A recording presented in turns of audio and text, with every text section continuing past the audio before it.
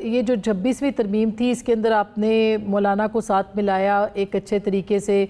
बहरहाल पीटीआई के साथ भी बात हुई और कहा जाए तो उनकी शामिल भी हुई, लेकिन जब ये कानून साजी जो आपने कल की है, इसमें तो पार्लिमानी रिवायात को बुलडोज किया गया और एक इल्ज़ाम आपके ऊपर आ रहा है कि ये कम से कम वक्त के अंदर इतनी हैवी लेजिस्लेशन जो है वो पाकिस्तान मुस्लिम लीग नवाज ने की है। जी, ये कम से कम वक्त में होना ना होती, इसमें जल्दबाजी जो है पीटीआई ने की है। फ्लोर जो है गौहर खान साहब को जो है दे दिया गया था, उनका माइक ऑन कर दिया गया था, लेकिन उनकी पार्टी के अंदर की चपकलशें जो है वो सामने आ गई। बाद लोग जो थे नहीं चाहते थे कि इसको गौहर खान साहब बोलें, ये उनकी पार्टी के लोगों की मैं बात कर रहा हूं कि वो बोलें और इस प्रोसेस को एक किस्म की लेजिटिमेसी ना मिले।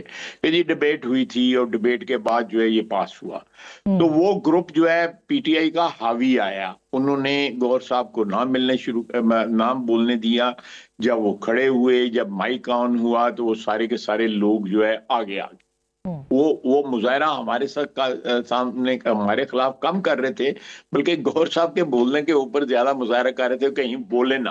वो प्रोसेस जो है वो जो है उसको एक सैंक्टिटी जो है ना, वो अपोजिशन ना कहीं दे दे कि भी हमारी पार्टिसिपेशन हुई थी। हमारी बिल्कुल, आप अगर चाहें तो जो कार्रवाई है, रिकॉर्ड है असेंबली का, वो देखा जा सकता है।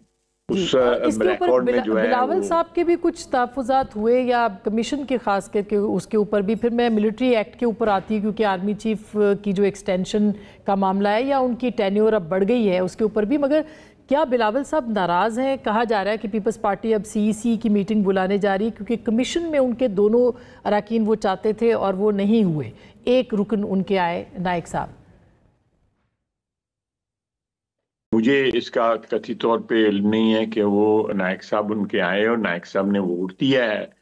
मेजॉरिटी जो 7 वोट पड़े हैं उसमें नायक साहब का भी वोट शामिल है। मुझे इस बात का इल्म नहीं है कि उनके कोई तो मिलिट्री एक्ट पे आते हैं।